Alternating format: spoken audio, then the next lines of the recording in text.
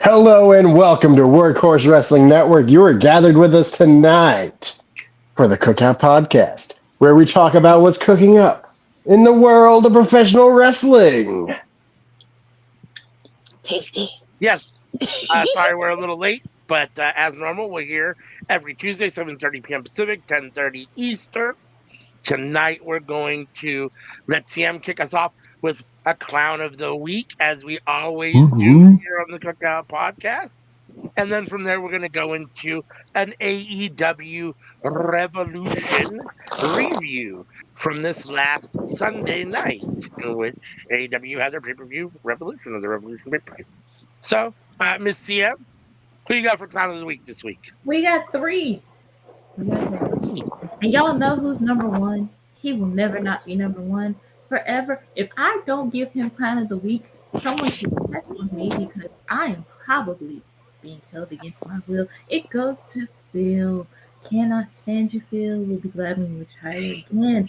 Number two, to all the people who crashed out about Damaris, the young lady from the movie, the Mildred Burke movie.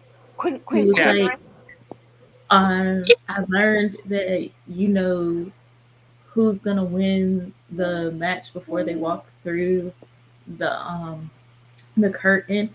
People were crashing out about that, and they didn't do their research, including wrestling media did not do their research because it's a line from the movie that her character says. Listen, And the character says, I know I'm going to win before I walk through the curtain. AKA, the only one who can beat me is myself. But everybody crashed out. I crashed out bad about someone saying it. Also, we are adults. We know that wrestling is choreographed and scripted. There is no reason for the crash out, folks. There is no reason for the crash out. Y'all crashed out, and it was sad. It was so sad. And last but not least, it almost gives me sadness to say it, but not really because I don't like him. Seth Rollins, aka Colby Lopez. Colby, not liking Hulk Hogan is good. Calling him a racist piece of crap is also good. What's not good is doing that, and you've never apologized for dating someone who is very, very happy with the current administration because she's part of the Reich in the third. Don't do that. you don't do that. You don't want to say it at the time. No, you don't wanna do say that it. either. Yeah, no. Until the day he apologizes for dating Zippity Doodah or whatever the flip her name was, his opinions on racism really don't matter because you dated a whole person who worships a whole Yahtzee and platformed her on TV and have yet to apologize for it. But we don't remember that.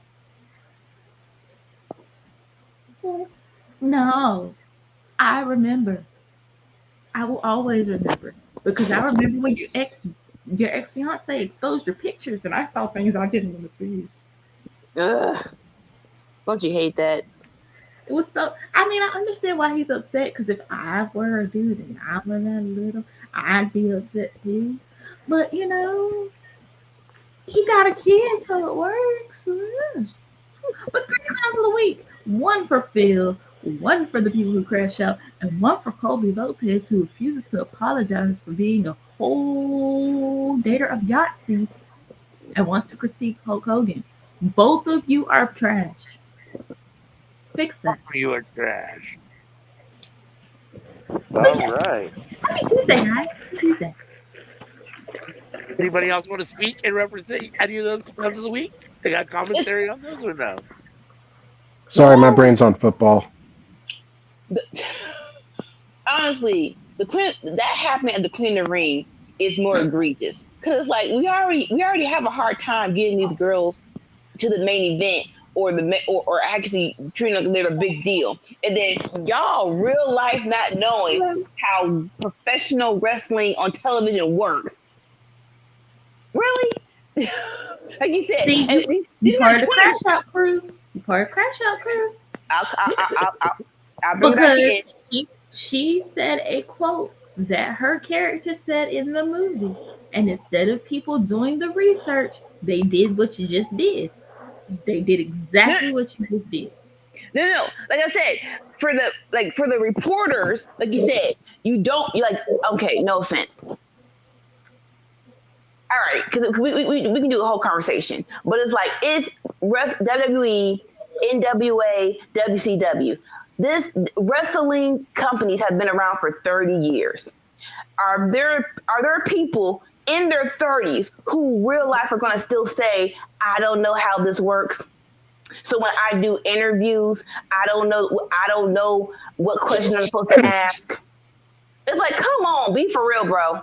Be all the way for real. Even if you have never watched a wrestling company, if you was a teenager in the 90s, you cannot tell me you don't know who freaking Austin or Rock is. Period. So the whole excuse of I've never seen this or haven't heard how this goes. I need you to get your life together. That's all I'm gonna say.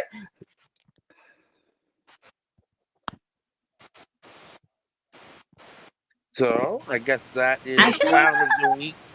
Go ahead. I think the response from people on like Reddit and other places calling out certain wrestling aggregators and channels and stuff has been very insightful and has led to a lot of people being like, if this is supposed to be your job, why did you not research?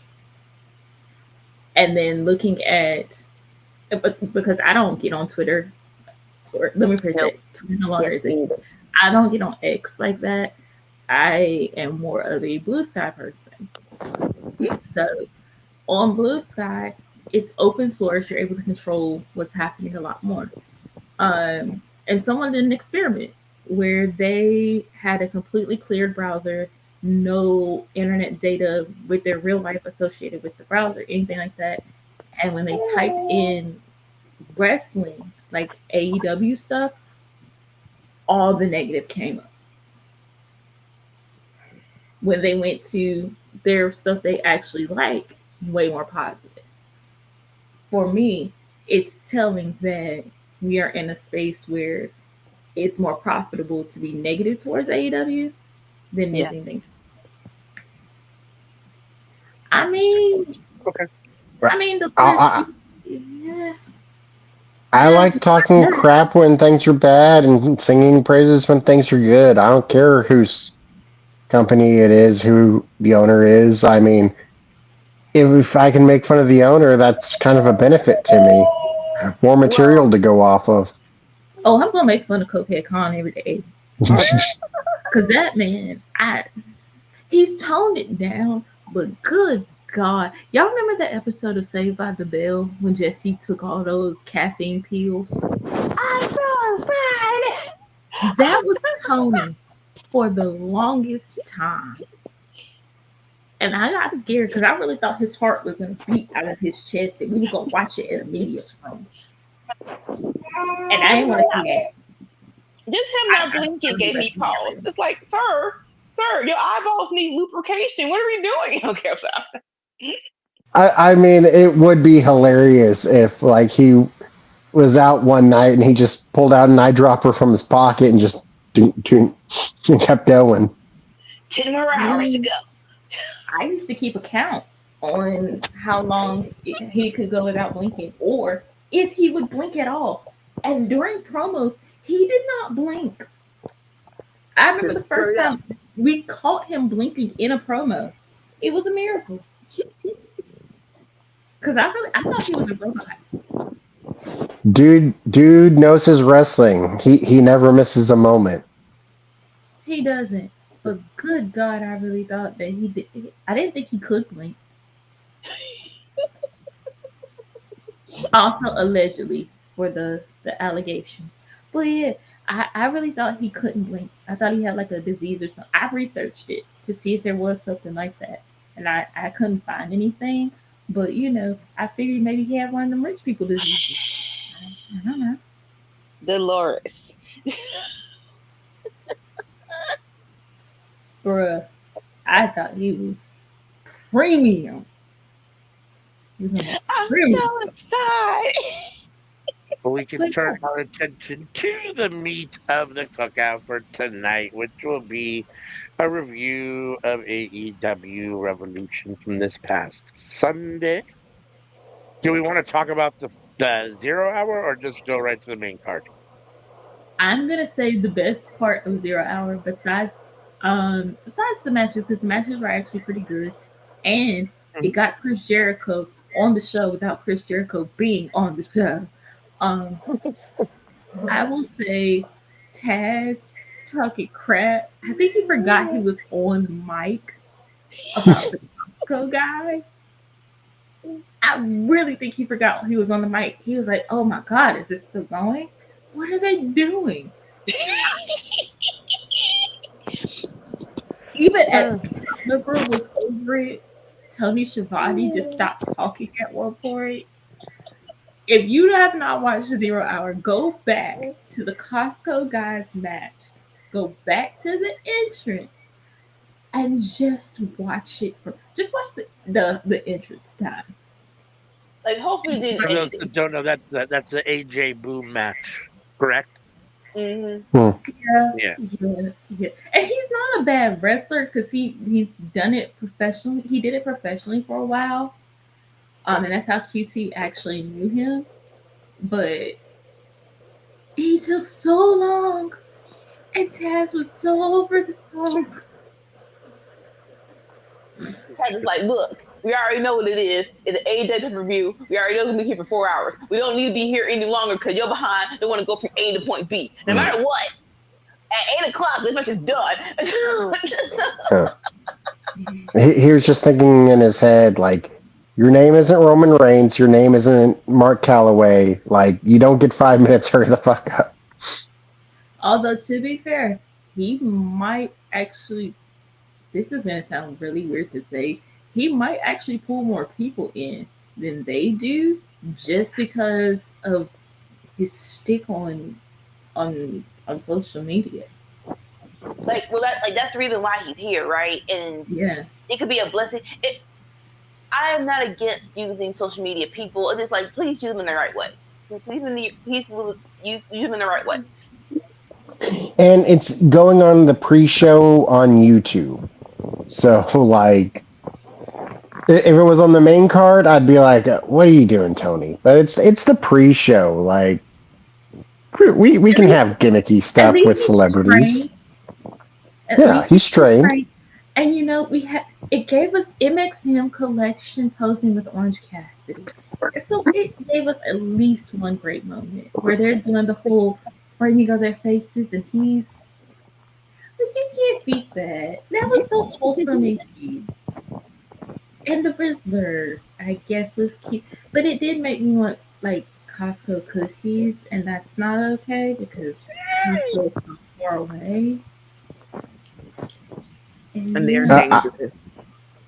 I don't have a I didn't watch- Costco. Oh my god, You don't have a you need to Costco? go to one. It is awesome. Do you have a There's Sam's one in Club? St. Louis, but you need a membership. Yeah, Do you yeah. have a Sam's It's not that. Yes, you do. Now they changed the rules because too many people were doing That's stupid what I stuff. said. You've got to have a Sam, membership. Yeah.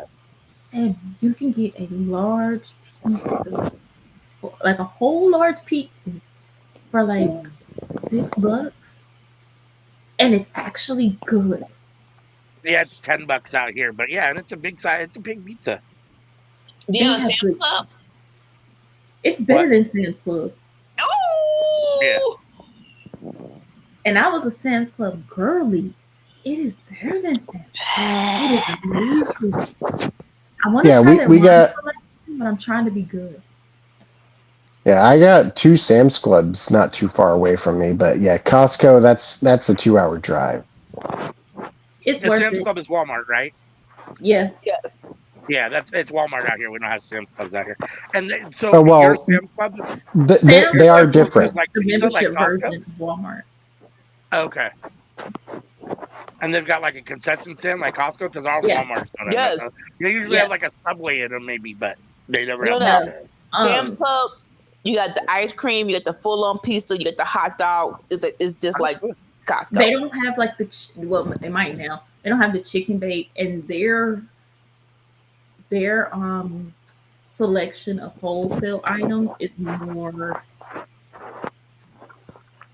more name brand than Costco is. Okay.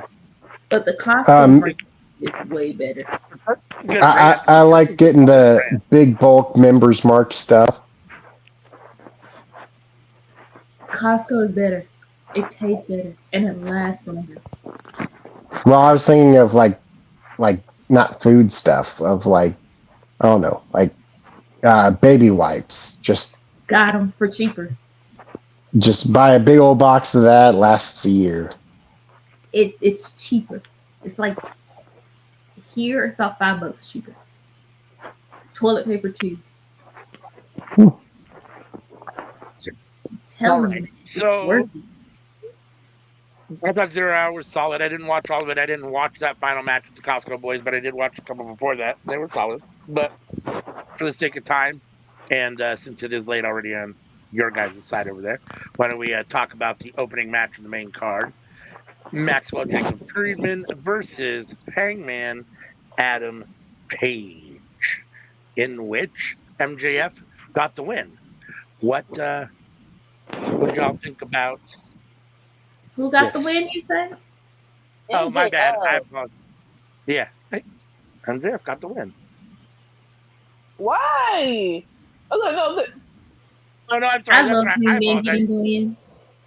Hangman got the win. I apologize. That's my bad. I apologize. wait, hold up. I You're love right. Hangman getting the win. I love the Angels wings, but everybody that broke MJF's face, hopefully, I loved it. It was beautiful. It was amazing. Like Yeah. the whole like layer to this match of like, this was a battle of who is the main character. Like, this is who is the heart and soul of this company, who is the poster child of this company. And MJF hitting us with the line of, why you, not me? And just, Like, no offense, without this match, I think we could all say it was Heyman's the heart and soul of this company. Like, looking back over the 5 years, anyone who did a feud with Heyman gets elevated, even if it's a little bit. You get elevated. He's freaking jumper cables for anyone who needs jumper cables. With MJF, it's a nice steady feud, but I'm not sure if anyone gets elevated, so to speak. That's just me. That's my opinion. But I am very happy that Hangman won. I don't like the crackhead emotionally, but I do love the premise that MJF doesn't wrestle as much. So when he does wrestle, it's like, oh, you don't just talk. And it's like, it's crazy to think. Some people still think that. It's like, no, if you look back, if you have HBO Max, you can. MJF has some of the best matches of AEW, but because he paces himself, it's more of a treat. And certain wrestlers, that should be your mystique. I'm not saying do the Roman Reigns, Brock Lesnar schedule where you do a match every 4 months, but the mystique of you don't see me wrestle every Dynamite. You maybe see me once before pay-per-view. It's like, yes, I like that premise for MJF. We did. my buddy was over, and when MJF dropped the F-bomb, my buddy said, oh, is that their one allotted F-bomb of the show? And I was like, this ain't TV. This is a pay-per-view. They ain't got limits. They can do as many as they want. Even on TV, they do multiple. But also, MJF did wrestle just about every week when he was trying to get our love and affection. But He wrestled twice in the same night.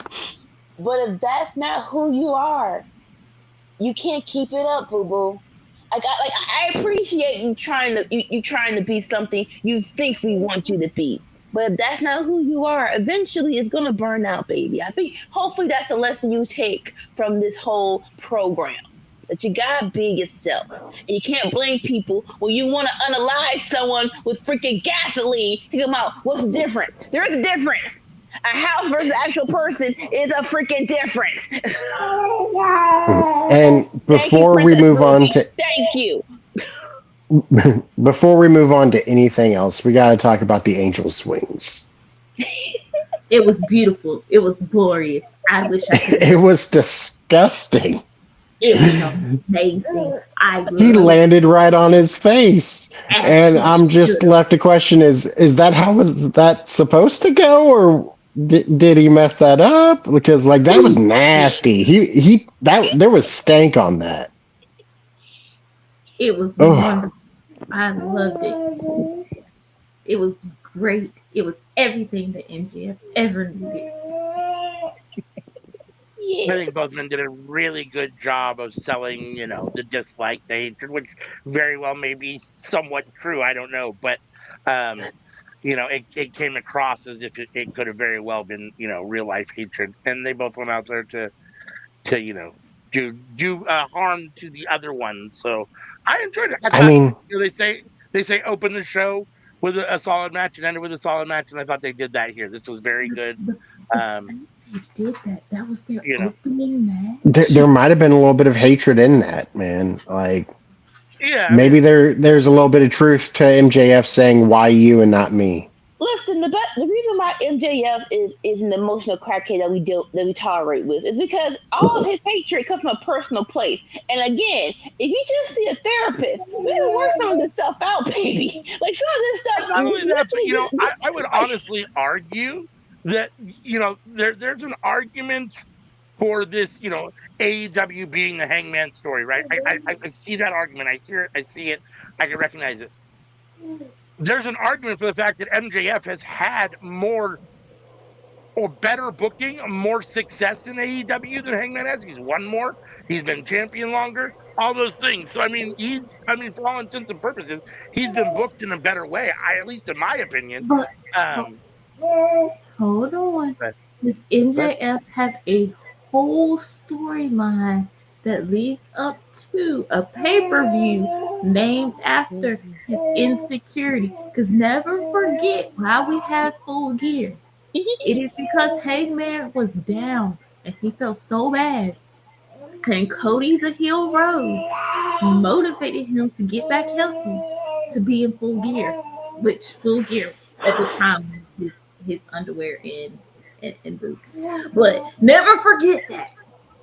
Some of Hangman's biggest and best moments are actually his losses. Oh heck yeah, yeah. That's why we love him. And that's the best promo he ever had for the part of a match when he was going against Jay White. You realize think that I'm gonna lose every my freaking pay-per-view? They after me. Love it. right. So we had Mercedes versus Momo Watanabe next for the TBS Women's World or TBS Women's Championship. Um, And go ahead. I was going to say delightful, but I feel like everyone predicted the outcome. I Yeah, did. which was Mercedes Oh, retaining. I thought Momo You was weren't gonna win. sure? Yeah. I thought Momo was gonna win. Yeah. I also thought I saw Yeah. Mercedes Spirit leave her body with one of those kicks. Like in Mortal Kombat where the person kicks and the spirit goes out, and that's how they do the finish. That's what happened. And yeah, that match, those first two matches let us know that this pay-per-view was going to be a banger. And it was Yeah, and going I think they steadily built. Like MJF Hangman Page was like, okay, this could be match of the night, and then Mercedes and Momo was like, okay, that was almost a little bit better. Maybe that was match of the night, and then each one seemed to be like, wow, that one just did that mhm. one a little bit better. Like, except, sorry, until the main event, but we'll get there when we get there. But I think that the Japanese style of wrestling, not necessarily a strong style, but just in general, tends to be a little more technical and a little more based around the in-ring actual wrestling stuff. And so Momo is an extremely solid wrestler. And I think when you put someone like a Mercedes who can really do that in the ring with someone that does that more and is better at it, you really get to see Mercedes shine in that part of her game. And I thought this was a wrestling clinic. I mean, the two of these did everything you can imagine. I mean, I just thought they killed it myself. So Well, that's one thing that we've discussed before, like when we did their retro watch along, how like Bull Nakano versus Toyota, like you could put one of their matches on an AEW card today and it fits perfectly. Like it yeah. doesn't feel out of place at all. And that those matches are almost 35 years old. Oh god, it just made me feel so old. Yeah, so I mean, I thought this was a very good. You got to see Momo show what she can do, and I thought they gave him a lot of time, and she looked good. And you got to see, how good you remember Mercedes can be. I mean, I thought they both shined. Like I appreciate Mercedes being TNT because thankfully you get to see more of the Stardom chicks on AEW. Omega tried to do it, and then after year 2, the visa issues happened, and it just couldn't get together. So I'm glad that they're like, because like she said when she did her break in 2018, 2019, and she went to Japan just to wrestle, you can tell that she's like, no, I love this. I want to do more of this. And so I'm glad that, I'm not going to say if it wasn't for her to be doing this, but I'm pretty sure she definitely gave her, saying, I want to wrestle this person. It's definitely giving them more of a boost. I'll say that. I want them to turn Ashita heel. If they're not gonna have Athena beat Mercedes, turn Sheeta heel and let Sheeta whoop the bejesus out of that girl and win a belt. Like you I was gave about to us say, what do y'all think is next for Mercedes? like you gave Billy us Starks, Billy Starks. Athena. Like why would Billy Starks be on AEW Dynamite and Collision if this is not the plan? So you just teasing me? Boo. Boo, boo, boo. You just teasing me. So this is going to go down at Dynasty? We don't know when. What, Billy Stark versus Mercedes? Yeah. Yeah, That would be a good one for Dynasty. The match isn't Billy versus Mercedes, though, right? The match is Mercedes versus Athena once Mercedes completely eviscerates Billy. I mean, the reality is that no offense to So Billy, that'd be double or nothing. Just being in the ring with Mercedes Moné. Billy Starks was the hottest name on the indies for a while for the women. So you want to build her up, and everybody wants to keep complaining about the women being in ROH and not going to AEW. A good way to get them over and to build them up is to have Billy at Dynasty and lead up to is it double? Honestly, now that I think about it, they could double or nothing it, let Billy get a second shot and have her beat Billy twice, and that really causes Athena to come into the picture, and we can prolong that story all the way up until All In. Yeah. I mean, they kind of started it on Twitter already with Athena. Is that too long of a storyline for Athena and Mercedes? Huh? Half a year, is that too long for them? No, that fits perfectly because you can do other things in that time as well as them like showing off their power against each other or showing off their speed or agility or whatever.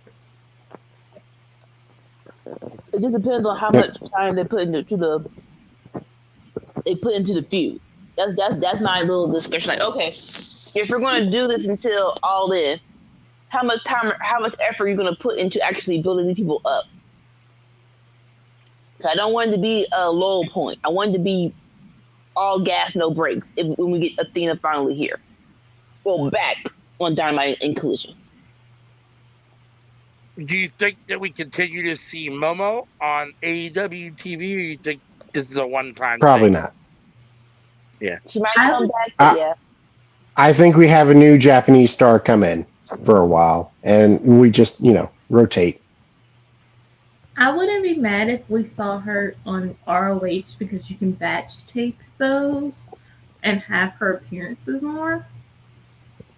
But I I would like to mean, see her come back because I did enjoy her and I loved getting to see her on American television and not having to, try to find stardom or anything and wake up at the butt crack of dawn. It's not really fair to say this, and I don't want to bulk people together, but who have you preferred, Mina Shirakawa or Momo Watanabe so far in their Mina, AEW roles? Mina, because everyone loves Mina. she just got the little spark. She does. I think it's because she's is like more mature and she is more whatever she did before wrestling. I think that prepared her for wrestling. Next, we had Swerve Strickland with Prince Nana versus, as Anika likes to call him, Pretty Ricky, Ricochet in a That was, intense grudge match. Prince Puma has This gone match, insane. You guys, Prince Puma has gone insane since we've been doing our Lucha Underground watch alongs. Come back next Tuesday. Dario Cueto has messed that man up. this for me is the best Ricochet I've ever seen without a mask. Let's put it that way. Um, this swarmy kind of um, arrogant, cocky Ricochet is brilliant, and he's showing that he has had the ability to talk all the time. I don't know where the disconnect was for a minute because it wasn't coming across that way. But man, he has been in his. I think some of it just has to be with feeling comfortable, as it is with anything. The more comfortable and confident you are, the better you're going to perform. So, and I just think right now he's probably in something that feels real comfortable, and you can see that it looks that way. This match was freaking insane. 2 house calls at the end for Swerve to get the win.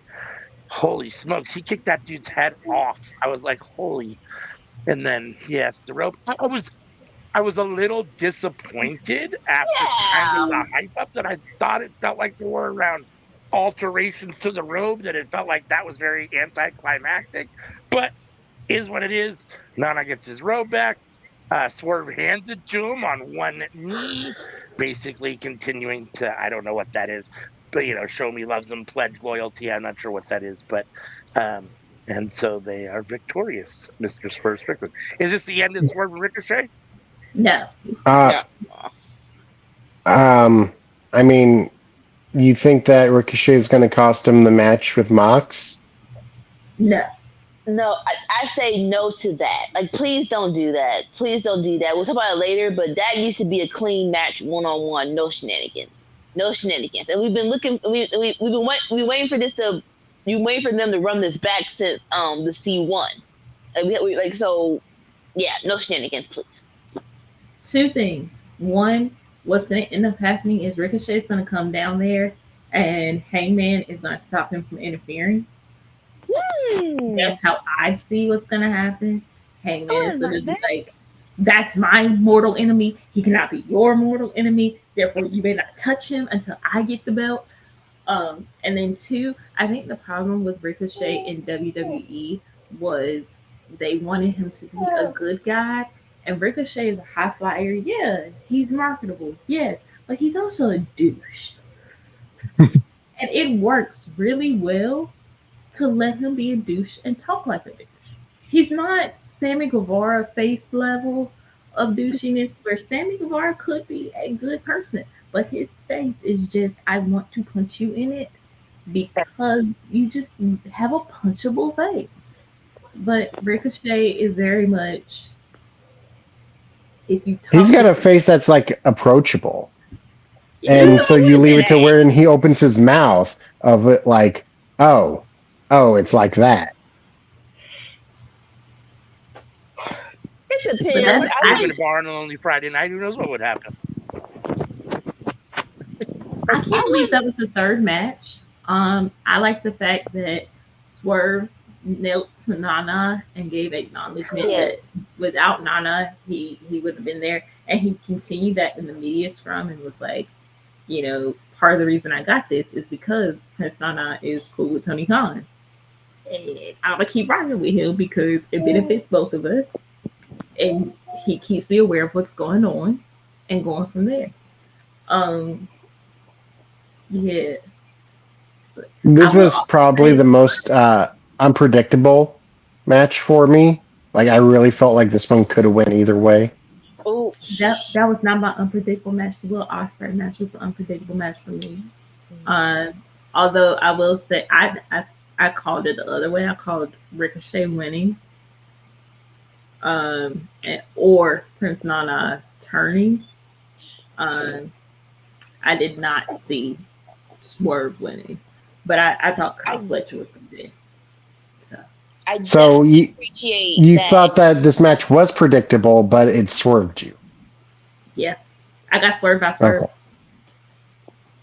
No, I'm very happy that Swerve and Nana are still together. People are like, no, you don't. He don't need her. He don't. It's not about needing someone. It's just it's about being the total package. It's about the whole character dynamic. And I think yes, as of right now, Nana and Swerve still work. They're still good together. And now we took it up a notch. It's like okay, it's no longer just boss and manager getting out money. Like no, I actually care about you. I got your robe back. We're actually a team. We're more of a team now, and I appreciate that. You saw the Yeah. investment that Nana has in Swerve, or Swerve has in Nana. That's where I think it. And I thought this was fairly unpredictable as well. I really didn't know who I thought was going to get the win. I thought it was probably going to be Ricochet. I was very happy, nothing against Ricochet, but I was happy when it was Swerve because I feel like it really Yeah. not that it not that he's not, but I think it helped to reestablish him as really the top guy to a certain extent, or one of the top three guys in AEW. And I don't Ricochet for me isn't at that level, and Swerve is, and so he should be beating Ricochet, and so I like the fact that he did. I mean, it feels like that's kind of for me, kind of a natural order, and it puts Swerve back up at that peak again. Be So careful talking about top three and big three, because the last time that happened, Don't. we got a Super Bowl. I that part too. Yes, Ain't and no big three, just big me. and I right, stand no with big Naomi. three, Naomi. just big me. Naomi did nothing wrong. I stand by Naomi. I'm just say that big three. Uh, Side note: Leslie Jones, please come to every pay-per-view. Please come to every pay-per-view. Leslie Jones is me in the crowd at a wrestling show. Mamas was getting it. I want more celebrity fans like her. I Her. want you to be ready to jump in that ring because us regular folks can't. I want you to bust out the guy beating up your favorite. I want to see you ready to tussle in the parking lot with somebody. That was good. Not even with Or you ate ish. I or even just like taking off the earrings and clapping. Like Like I, I'll say I this: feel like that really hit in certain moments. like Like Leslie try Jones just really. don't dive into any. I'll just say this: Leslie Jones don't dive into any of the backstage stuff. Just watch it baseline because the backstage stuff probably will hurt your feelings. So just be a wrestling fan and come to the show. That's all I need you to do. I mean, like maybe in a match talk smack and distract one of the wrestlers for the other wrestler to come up behind and get a move in. That would slap. this felt genuine, like she is a true wrestling fan and not just a plant that they put there. Someone that's she's a great actress too, but someone that actually is there because she's a wrestling fan. At the same time, I'm also cynical because when I started watching wrestling and a lot of the years that I watched wrestling, there's a stigma around it. Like people had like a negative opinion of wrestling. So when I see like celebrities and stuff, they're like it's like, are they really like, or are they just paid to be there? Like so at the same, so it is what it is. But no, I mean, she definitely she added to the show, which was fun, and she's amazing. So We Well, then that's a big had thing is that like a lot of celebrities now grew up in the late 90s when wrestling was yeah, the biggest thing. So now it's like this big nostalgia hit for people in their 30s and early 40s of like, sure, my Like, childhood, yeah, like my teens. you can definitely tell who's there just to promote something, who's actually a wrestling fan. Like, I would love to sit by Adam Sandler during a wrestling show. I would love for that. It has to be a good wrestling show. It can't be just a rinky dink Raw or AEW. It got to be a good wrestling show. But like certain people, it's like, okay, they actually like this a lot. They actually are fans. Oh, geez. I just remember that interview with The Rock where he was trying to like explain wrestling to Emily Blunt and she didn't understand it at all. See, like, don't do that. where did I No ever saw offense, that? but Emily Blunt, I nothing on her said she would like this. So let's not even do this conversation. No, no offense. Some people, like, nah, I'm not even going to ask if you would like this or not. So that brings us to our fourth match, Continental title, defending champion Kazuchika Okada versus Brody King of the Hounds of Hell. Mr. Okada did get the win and retain his title. And I think for me, the most disappointing outcome of the night. The match itself was fine and solid, but I really, really, really, really, really, really wanted Brody King to win. No part of me really thought he was going to, but I really wanted him to. There were a couple Same. moments in the match, a couple 2 counts where I was like, oh shit, are they going to actually do it? Maybe, please. But I knew in the long run Okada wasn't losing this belt to Brody King. So that being Maybe said, Julia very will solid match. win. Maybe Say that maybe again. Julia will win that belt for her faction. She's the only one left. Because let's talk about it, right? This whole thing of, oh, Malachi Black's gone. Oh, now we're going to get really behind these three people. No offense, you should have got behind the three people when he was here. I don't know the nuances of the backstage, but it feels like, no, one dude shouldn't hinder another dude from getting pushed, aka either Buddy Matthews or definitely Brody King. And Okada, I love Okada, but it feels like you don't really know what to do with him until because he was with the Young Bucks, and he was with the he was with the New Elite, and now that they're working from home, like, you really don't know what to do with him. So I definitely I think we know what to do with him.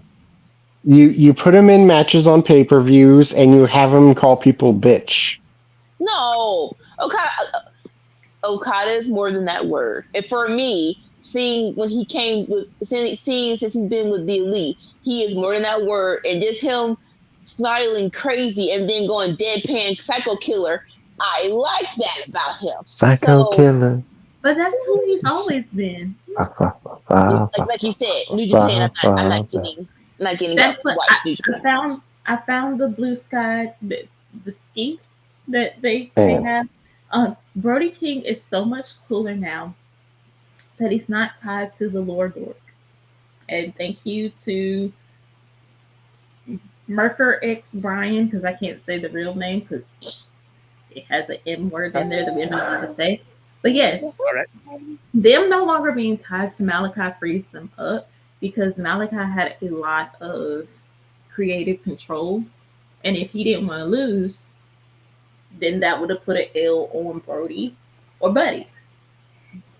You got to build them up. So how can you build them up if they're supposed to be in a faction with this dude who never loses and they occasionally take L's? I like out him. But the question I have is but the better booking is for them to then both take losses to Okada. But Okada has had to cheat to beat them. And Okada That has to shift into the actual Okada gear to beat them. The other folks that he's beat, it's been like, oh, blah, blah, blah. It's okay, it's okay. Brody and Buddy have gotten the closest, like, get close to beating that man. And if they wore cup, they would have won. I guess It's for me, yeah. like That I one moment. but then he did. That one moment of Okada's career just lives rent free in my brain of where the one kid kicks him upside the head, and you just see it on Okada's face of, does this bitch really not know who I am? And then proceeds to almost end his career. I guess for me, the proof's in the pudding. So y'all say that now you're gonna push him to the gods because Malachi Black is gone. I don't need y'all to wait. They've been here long enough. So yes, let them beat someone for a title now. Buddy is injured, so it'll probably be Brody first. I think a rematch with Okada and him taking the belt off of Okada would be good. Yes, definitely. I thought probably 10 Okada New Japan matches before he, came over here and has been with AEW. And so I don't have like a long experience with him, but I have enough to, to say that whatever. I just don't like him. He just doesn't do it for me. Sorry. He feels very Roman Reigns-esque to me in a lot of regards. I mean, he feels like that. He can actually wrestle. I have a controversial opinion. He can. I have a controversial opinion, and it's going against the match that we're going to talk about in a few. I want Buddy to beat Kenny. Yeah. Listen, we're going to talk about it, but that title should definitely get more showcase now that it's on another person. I just find Okada extremely boring. I just do. There's nothing Moving about on because we cannot deal with AEW's hate. What's the next match after this ALW hater?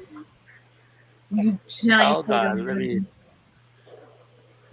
The next match was AEW tag team title match. The Hurt Syndicate versus the Outrunners. Truth Magnum and Turbo. They hurt people. We hurt people. We hurt people. They beat the brakes off them boys. They sure did. They sure did. They sure did. I mean, it was basically, an extended squash match. All due respect to the Outrunners. I'm not totally sure why this match was on a pay-per-view. Like, this should have been on a Dynamite or a Collision, and then whatever you're doing next. Give them that pay-per-view pay for an easy job. Yeah. Like, I didn't mind it. You need a filler match, a chance for someone to get up and go to the bathroom. So I guess it is what it is. Not that, whatever, but. I wouldn't go into the bathroom because, good God. Did you see Shelton Benjamin just whooping the shit out of him? Yeah. So I have a takeaway for the match on my phone. This was probably too competitive.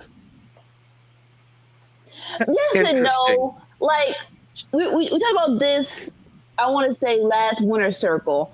Them switching gears, and it's not the Murder Machine, it's the Outrunners. I really do want to know what and why they made that decision. Because if it was Murder Machine, it probably would have been more competitive.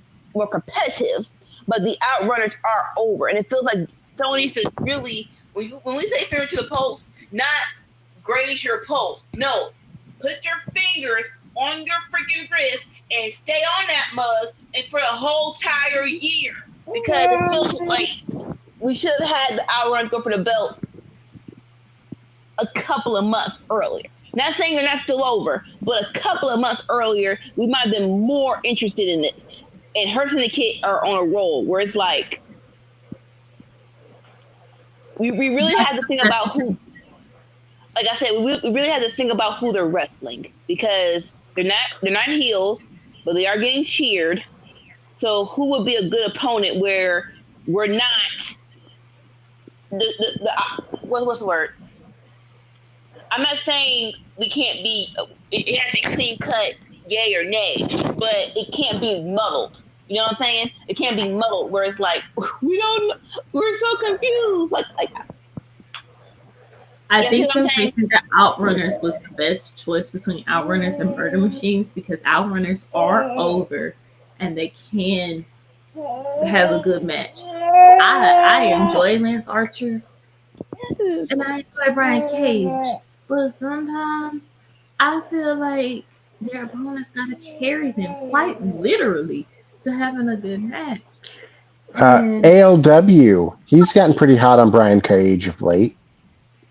Brian Cage is a Not on Brian good wrestler a lot of times, but there's some times when he just is not. And when he's not, it's bad. It's real bad. So here, I guess what I don't understand is understand that the Hurt Syndicate have to win. I get it. They're huge. They're the big deal at the moment, especially in the tag team division, the way you book them. I get it. The Outrunners over. So why do you treat them as a jobber team and squash them out? Like it I understand that they're still gonna stay over because they have some personality, but it doesn't do them any favors. So you take an extremely over team and bury them. It makes no sense to me. I Where were they understand. buried? I don't feel like this was a squash. I felt like it Like, probably where was are going to be a they buried? squash, but watching it, I didn't feel like it was. Really? It was a competitive match against your tag team champions. And the thing was, and what I was trying to say on Sunday was it was very much the Harley Cameron kind of effect where you have these people, they make you laugh, you think they're not going to be competitive, and then you forget that they are actually really talented and really, really good. And you I underestimate them. Sure, really talented, and I think they deserve to be in that position. But you haven't really booked them that way per se since they've been here. In many respects, you haven't treated them like a viable tag team, and then they get over on their own naturally because they're so good at what they do. And listen to me. In my opinion, 8 minutes on a pay-per-view in a tag team world championship match where the Hurt Syndicate looks really fucking strong and good coming out at the end. It's a squash match. I'm sorry. Yeah, they got some offense, but okay, so maybe it's not a squash match. Maybe it's a Hurt Syndicate showcase match. Either way, it doesn't do the Outrunners any fucking good, other than to be on a pay-per-view, I suppose. How do you Where know? do they go You from have here? to wait for the How does this booking. propel them? You gotta wait for the booking. I personally had the Outrunners beat the Young Bucks a few months ago, which was what they wanted to happen. Where will we be now? I would Where will we prefer. be? I would have preferred if they got the Pirate Party runs and got beat by Hurt Business instead of Pirate Party being the tag team to get beat by Hurt Business. Either way, Yeah, it feels like certain I said this about the women's IC title. It feels like certain divisions you have to have your own ideas of who you want to face because as of right now you're not the main event and Tony Khan does not have eyes on you, so you need to have a vision about what you want to do. As of right now, the tag team division is the Hurt Syndicate's vision.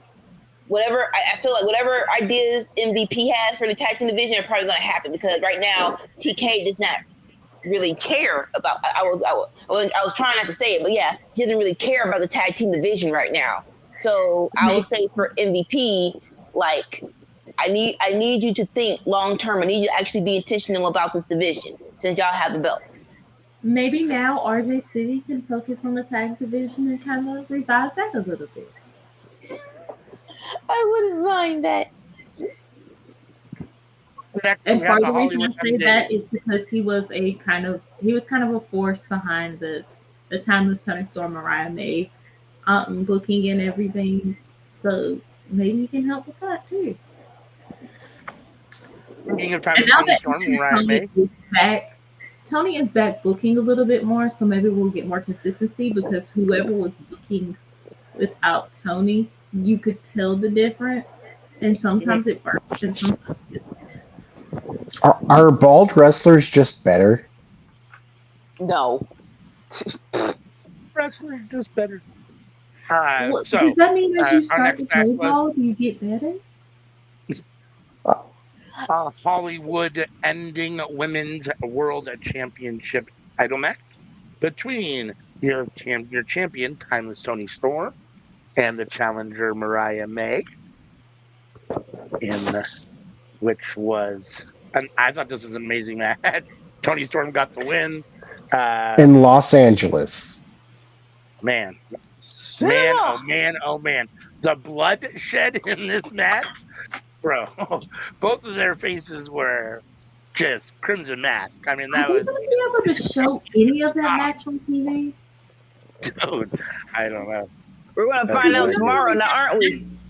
Yeah, Listen, the year just started, but this is already a hot competitor for Women's Match of the Year. Yeah, Oh heck yeah! no doubt, no doubt, no doubt. I wondered after the first two, like how much left there was on the bone, or how, what more they could, and they took it to another level, no doubt about it. I mean, but this has to be the bow, right? I mean, Tony has to do something else, and Mariah's got to do something else. I don't need to see it again. As amazing as it was, let's tie a little bow in it and move on. I don't know if that's going to happen, but not this year. Not this year. not this year. Maybe 2 or 3 years down the road, run it back. But Oh, yeah. Yes. No. I'm gonna I say thought you were this. saying. I thot you were saying don't stop doing it this year, or we're going to keep seeing it this year. That's what you did at first. I was like, yeah, no, not this year. Hot take. I'm very happy this was not the main event match. Why do you say that, Miss Sim? I am happy that this was not the main event match of the pay-per-view, because how would either of them have topped it in their careers? I get that. Like honestly, when we talk about, like, when fans talk about the best match that beat the main event, I don't think it is the main event is that good. You know what I'm saying? Like Taker versus Shawn WrestleMania 25. It's better. It's holding higher regard because it wasn't the main event, and the main event couldn't top it. Or Ricky the Dragon Steamboat versus Savage. I think it is better because it's not the main event, and there is a what you call it?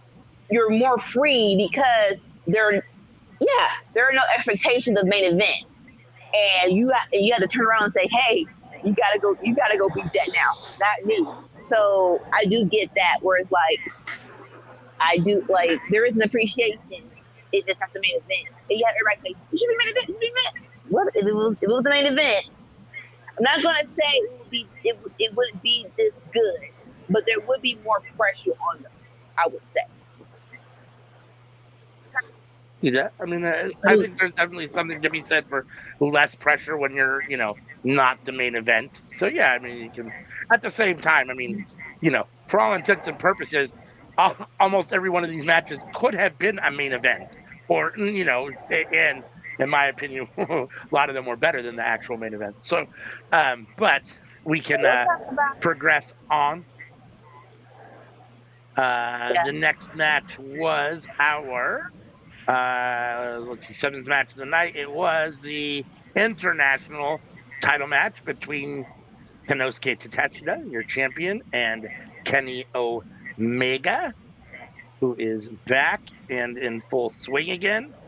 Kenny Omega did get the win, just a hair under 30 minutes. It says 28-27 here in these notes here. Like, man, I mean, this was really where the part where, like, it was like the next match. It was like they're backstage thinking, "How can we top the match before us?" Like, no. I mean, I don't know. I mean, you can debate whether this match was better or not than Mariah and Tony.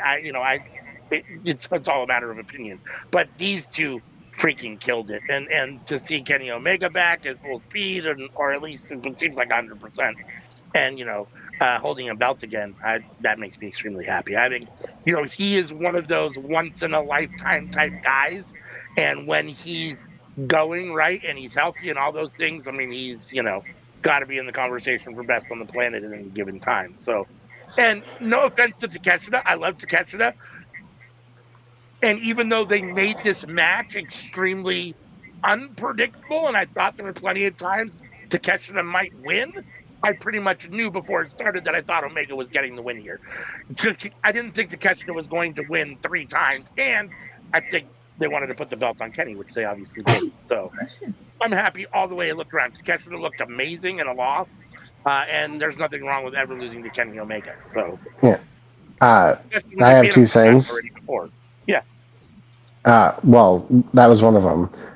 So my buddy, he was like, "Man, I felt like Takeshita should have won." And I was like, "He already beat Omega twice. Like, if he beats Omega 3 times in a row, like, I, it's hard coming back from that." And two, what an amazing entrance by Kenny Omega. Like, oh, that might have been entrance of the night. Like, that was the hype is Yeah. real. Yeah, Anika? No, If you can go see him.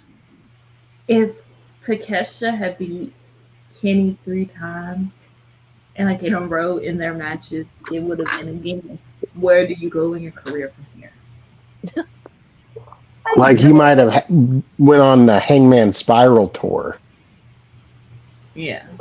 I guess for me, I feel bad about Takesha's run because he definitely should have done more with the belt. And that's not on him; that's on booking. So it's one of them things where it's like you want something to go a little bit further just because you want more for Takesha, the champion. But sometimes you gotta be like, you know what? We gotta hit the reset button and get the belt to someone else. Like you said, there is no shame in losing to Omega. Side note: will we ever not be popped by the kick out at one? At some point in time, we gotta be like, okay, he's gonna kick out at one. Let's not give it the praise it deserves. But as of right now, no, it still works. But you never know when he's gonna kick out at one. It was like, come on! Now look at every match. It works every time. Like, stop! Let's see. Then we had our second to last match number 8. Yeah, the steel cage match between Will Ospreay and Kyle Fletcher. Dear sweet baby Jesus. Holy shit. I mean, no. Okay, this is gonna sound weird. No disrespect to Kevin Owens and Sami Zayn, but like, I know it's not a comparison, but this is otherworldly. Like, I know it's not Mika, but at the same time, I'm thinking to myself, like, that's how it's playing out in my head. I'm thinking about it. There's no comparison. Like, I mean, AEW is in such great hands if they can hold on to both these guys and they stay healthy and all those things. I mean, this is insane. Like, the match they put on was. Who would have thought Cal This was match of the night for me, hands down. Who would have thought Cal Fletcher, like a year or two ago? Who would have thought Cal Fletcher? Oh no, who would have thought when he turned heel and he did that slow behind promo with the high pitch? Y'all want me to know why I did it. I don't think I can give him match of the night. Tell you, I'm not, because I don't care. And it's like, sir, but you know what? Don Callis family shaved your hair, and that was like, you're good, whatever, bye. Like, don't get me wrong, I love this match, but I think match of the night for me was Tony Storm and Mariah May. I mean, again, there's a valid argument for many of these matches potentially being match of the night, depending on what you like and what you're, I mean, what an amazing thing to be able to have in a pay-per-view, right? So. Mm-hmm. And comparing it to... Go. I sure would hate to have had a cage match. Oh, I should have went first. I should have went first. Needed to have the cage match after that match. Listen to me. A steel cage match right after that match. Listen to me, gosh. I know I should have went first. I was gonna say I don't like to compare matches. If it's good, it's good. But for me, like, you can't compare a pay-per-view cage match to a television cage match. Now, sometimes I am naive to think that some people are not trying to be combative, or they're not trying to be, they're not trying to take the thunder, right? But in my brain, I'm like, no, That's a cage match on a pay-per-view. This is a cage match on television. And I'm sorry. There's It's just not on on those two television. No, scales. no, no, no, no, no, no, no, no, no, no, no. They are streaming, and according to their own conversations, they as long as they want to. But again, it's something about a $50 pay-per-view to a $26 subscription cage But match. they don't have pay-per-views anymore. They're on Peacock. It's still a premium live So event. they could have done it, Anika. They already have the promo on the canvas, Anika. If they wanted to do it, they could have done it. For I'm just saying, me, if the E stands are gonna be out here talking smack about AEW and every little thing they want to call out for a botch or this or Tit for for that, tat. I'll be petty. And I didn't even watch the cage match. It just popped up on my blue sky when Roman came back and threw Seth like he was a bag of potatoes. listen, I am all for bouncing the scales. I'm all for bouncing the scales. For me, Anika personally, I'm not going to compare the two matches, but that's also because again, there's no comparison. Why would you even try to compare a pay-per-view cage match to again on TV? On if you ask me, yes, the pay-per-view cell match wins. So why are we even comparing them? Honestly. I mean, if the match wasn't, freaking fantastic, like by all means, like try and one up them. But like when it's incredible and you know that you cannot compete, like why would you? Because people are going to compare it. That brings us to our main event of the night. Your AEW World Champion, Jon Moxley, Now, defending against Adam Copeland. Now what? y'all know Mox is my favorite. Like as with most bald wrestlers, I'm a big fan.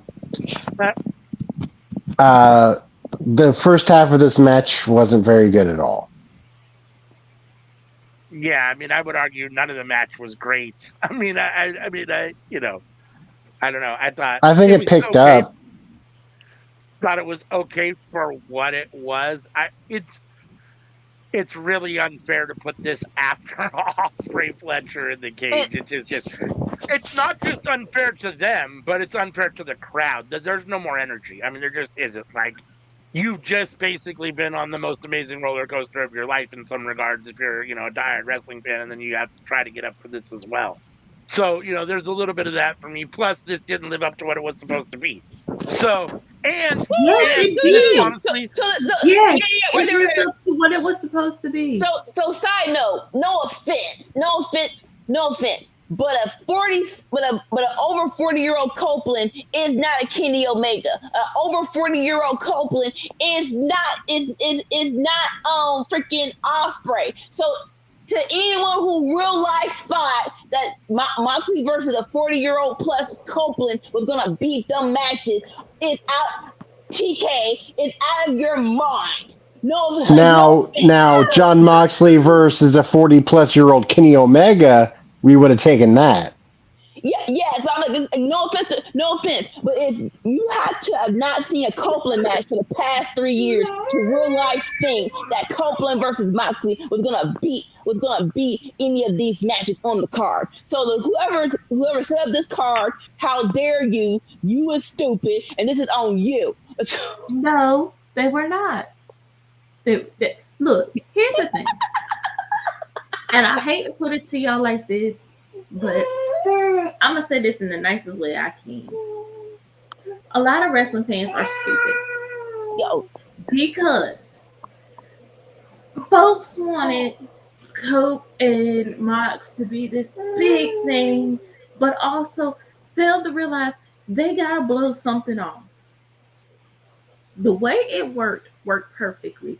The only exception I would have liked to have seen is a little bit more from Christian. But Christian was doing his thing in AEW. He was amazing. Nobody could really like mess with him.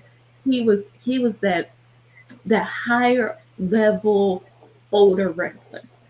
And then here comes Copeland talking about, oh, you don't need to be a singles guy. Come be with me.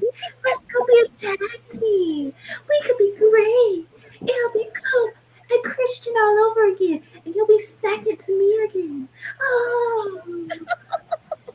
So Christian wanted to show him, I don't need you. Now we have effectively removed Copeland and Christian from the title picture, which kind of needed to do. Yes. We have also opened up them possibly reuniting with a deranged Jay White being like, I backed both of you dummies, and neither one of you won the damn belt. What do I have to do in order to get you old people to win so that I can take the belt off of you very simply? So you lead to that. But more importantly, you now have Swerve able to come in, win. And God knows Swerve does not have to use a whole bunch of his charisma or anything to get the Death Riders out of that slump they were in and then face Moxley. Copeland did the heavy lifting. Now Swerve can come in and reap the benefits without having to deal with the craziness of where the D Riders were. Now you can kind of focus them on Edge and Christian and Jay White. And come on, we can have peace. We can have like wonderfulness. But again, wrestling fans want to complain. Moxley's old. Copeland doesn't want to take like moves. It all They're complaining about Moxley being old? Yeah. They say the Mox can't wrestle unless he's bleeding. Like folks, the same folks saying this are still rooting for Roman Reigns to win the belt. Who's older? And it's been like 5 years, guys. Y'all want a 5-year reign? There's no more milk in that cow. Like the No. titty is Like sister. for me, Not for you. I don't mind that Cope and Christian wants to end their careers together. I real life don't think they need to be in front of the main event to do this. That's just my opinion. Like going back to Wembley, I still don't. I real life want to know why y'all thought Christian deserved to win that gauntlet match when you have an Okada. Huh? Who was in the gauntlet that you would have put in the that you would have put against the D Riders and not have them lose charisma? See, here's the thing. I want to whoever had that briefcase, I want to let them hold it this long. In my brain, give the brief. This is not hindsight 2020. This is right now. This is like hindsight was 3 months ago. You give that briefcase to Nigel, and you do Nigel versus Daniel Bryan. How do you say his name right? He lost. He lost. I know he lost, but more so with a briefcase. That would be a better use of the briefcase than that setup. The setup of that match could have been done better. And I think if he had the briefcase instead of just Nigel calling out Danielson, he was hurt, that would have been way better. That briefcase could have been used way better on a different person. That is just me. Or Hangman and see, yeah. You're focused on the D Riders and right now. That briefcase didn't have to be cashed in right now. If we would have put it on someone else, we could have used that briefcase way better than this scenario. You still would have had the D Riders. But again, cashing in before it's Moxley versus Brian Danielson. I'm not sure why that's so hard to say. Or it wasn't supposed to be. It wasn't supposed to be that. It was supposed to be, I think, Danielson versus Darby. Darby wants to go climb a mountain.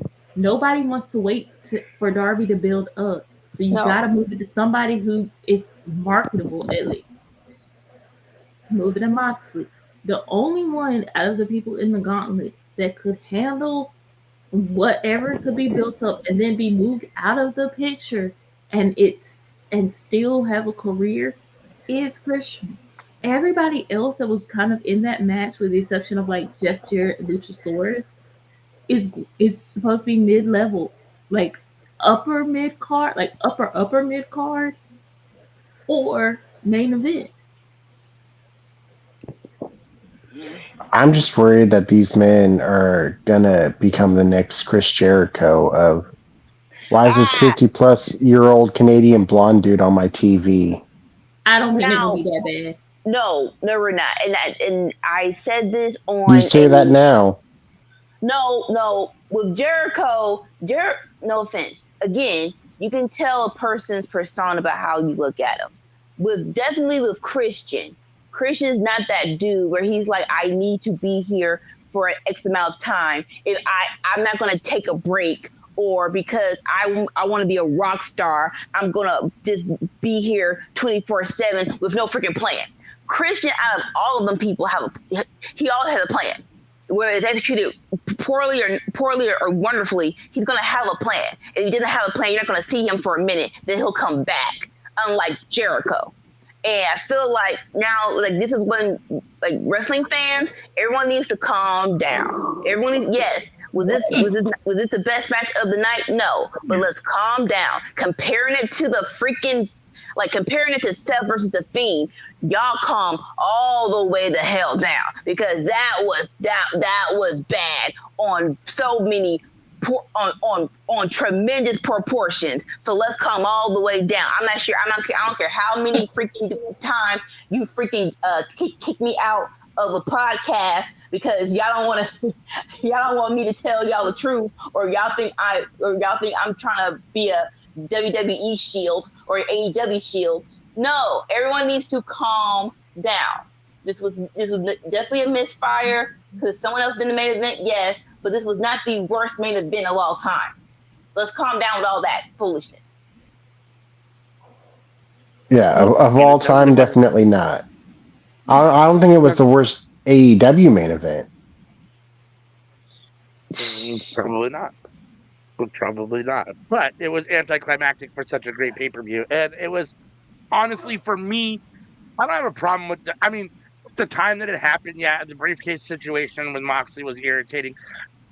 For me personally, the real downfall in this story is that this is where that this is where Tony Khan or creative decided to have Christian finally cash in his whatever that. I mean, I understand that the situation was what, but like really for a triple threat and then to lose it too, it's like you did all this for all that time just to have him lose that opportunity He in that thought spot. he Like it could was, beat him. He thought he was beat, and he would have had him. He would have had him if that damn Moxley had not interfered. Christian It had him. was a triple threat. Even in the but Interfere. Like, still even though, in the like chokehold, even in the chokehold, Christian. I always wondered what would happen in a triple threat if somebody just like has a finger on someone. Can they win? And a question was finally answered. I like when wrestling answers my questions. I found it entertaining. I also found the after effect entertaining because Nana talking to Moxley, and I'm like, where's Swerve? Where's Swerve? Oh, there's Swerve. And Swerve just like stomping on them dudes. Yeah, loved it. I love the fact that you have Wheeler Yuta versus suspected serial unaliver Jay White. I want to see that. I want Jay White to demolish Wheeler Yuta. I want him to pull him apart like it's a medieval like jousting competition. He's trying to rip his legs off. I want to see it. I enjoyed the ending. I felt like this match could have left a bad taste in my mouth, but the way it ended, I was like, okay. Like I don't hate it. I mean, I love the Swerve part at the very end. I mean, yeah, I like that at Mm-hmm. the end. And, I mean, it is what it is. I mean, if this is in some way the end of Moxley and Cope, I'm happy for that. I mean, I don't know what, you know, We'll see. I hope that the next thing is Swerve taking the title from Moxley. Wherever that happens, whenever that happens, He's that's the going next thing to. that happens. He's going. He So has to. There's no more juice left in the Mox and D Rider story. It's now moving into Swerve, and the question is it going to be Hangman that takes it? Is it going to be Ricochet, or is it going to be somebody like MJF that sneaks up in there and takes it? Side It side note. disappoints. I was gonna say side note. I'm bad that we didn't get Jay White versus Moxley 1-on-1. I thought we were going to get that before he left the belt because why the frick? Yeah, it's just I wanted Moxley versus Jay White. I'm like, why do we not do this match for Cope? Fine, whatever. But yeah, I really wanted that. I thought we did that match. No, it was a fatal. No, it was a fatal 4-way. It was never 1-on-1 for the belt. right. So what are you guys giving this pay-per-view if you have to grade it or star it? Well, I wanted another statement to be made. It disappoints me the idea of like, oh, this is already the end of Mox's reign. He's losing to Swerve because I was wanting his big monster reign and for Mox to cement himself as the GOAT, and like this feud with Copeland just wasn't it. So to say to piggyback on that real quick, I am a Moxley fan too, and it's probably I was gonna say, is this how Cena fans felt in the 2010s when everybody was against Cena but he kept winning? Because this is my feelings, right? With Moxley, I truly believe this. The booking of this reign, he had a plan, and for some reason it didn't get stuck to. Whether somebody went to climb a mountain or somebody was unavailable, I feel like he wanted this reign to be something different, and they just they didn't stick to his plan, and that's unfortunate. But we want AEW to be better than WWE. So in saying that, you can't just stick to a bad storyline hoping that people will get back on board. You have to cut ties and you have to move on. Yeah, I feel like his reign should only be ended by one of three people, and Swerve wasn't one of the three people who I was thinking. Who are your three people? Well, the obvious choice is Darby. Then there's the Tony Khan choice, which is Wheeler Yuta. And then there's my choice. Well, that's Tony Khan choice. And then there's my choice. That is the Tony Khan choice. And then there's my choice. If that was the Tony Khan choice, it would have happened. Also, since 2023, Jay White and Jon Moxley have not faced off 1-on-1. But he's faced off with everyone else in the D Riders 1-on-1. So is Moxley avoiding Jay White? And if Jay White takes the belt off of Moxley and that leads to Jay White versus Swerve, holy shit, I would be happy. Listen. I really I know, like I said, the storyline's not going good. We should cut ties and move on. But before we do, can I please get that match? Because that was probably the best moment of the C2 was when Jay White beat Moxley and he was doing the swerve dance while he was stepping on the chair and on Moxley's arm when Swerve was facing him off in the triple threat. So just give me that match before you end it. Please. If I had to rate it, I would give it a 95 out of 100 or 9.5 out of 10. Just so you have room to grow. I personally would have. You know what? No. If Mox was still going to win, I would have left that match at the end because I don't want people to be pissed off going into the cage match. So if Mox was going to leave that at the end and then leave it with Swerve standing tall, overall, I enjoyed it. The only reason I give it a 9.5 is because I was exhausted, but it was also daylight saving time. So that daylight saving time keep my behind. Me and ALW kept each other awake, thank God. And then my choice would be Shooter Umino, the son of Red Shoes. Moxley? Shooter Moxley? Shooter Moxley. I'd love it. Me personally, Okay, that's how I would book it. But I understand that. storyline, any three of those guys make perfect sense. The problem is none of those three guys at this moment in time, unfortunately, have business being AEW World Champion. Yeah, you'd have to build them. You know, and I'm not sure why. I don't know that I necessarily agree or understand why you think Wheeler Yuta is Tony Khan's voice. Like, I'm not sure I see that. Like, Well, he's the Mariah May in this Tony Storm situation. I The would. That would be more protege that would be betraying him.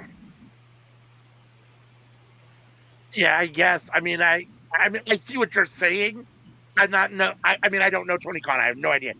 I'm not sure that translates to him seeing Wheeler Yuta in the same way that he sees Mariah May. I mean, to be fair, Mariah May was already, was already well established and he knew what he was getting, right? Wheeler Yuta is still developing and becoming whatever he's going to become. I mean, and not that Mariah May isn't still, but I mean, he was already a superstar, right? So, I mean, I don't know. I mean, for me, Wheeler Yuta's not ready to be world champion. I like Shooter, but we don't know him enough over here to come over here and be AEW world champion. Not right now. I mean, so. And then there's the obvious choice, which is Darby Allin. Yeah. Can I check on Darby? Like, is he still on the mountain? Like, did he climb the mountain? Is he still on the mountain? No, he's training. He's training to climb the mountain. Like, you need at least a year of focus time to climb Mount Everest so that you survive it. Like, where do you climb that mountain? Okay, I'm sorry. But that would be the obvious choice for me. Keep the title on Mox, let him have this huge monster reign, and then as soon as Darby comes back, just immediate boom, and he's world champion. I'm fine with that.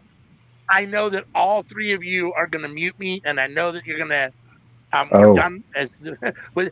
For me personally, I apologize. This is nothing against Darby Allin in any way, shape, or form. I absolutely love the guy. I think he's fearless. I think he's a brilliant wrestler. For me, he's not AEW World Champion material. That's just my personal opinion. Boo!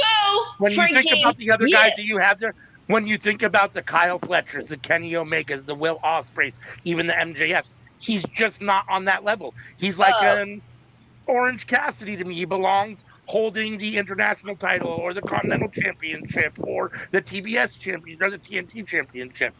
I just don't see him as. I definitely put him before Kyle Fletcher. I will definitely put him before Kyle Fletcher. And no offense, ever since the Fatal 4-Way and MJF beat him with a hammerlock, I don't think I realized I need y'all to run that back. Headlock takeover.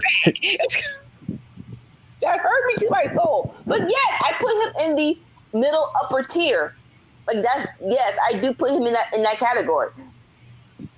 Definitely over Kyle Fletcher. I don't know what you thought. You just put you could just step at Ospreay and Kenny Omega. You put Kyle Fletcher. I'm like, yeah, he is. I'm sorry.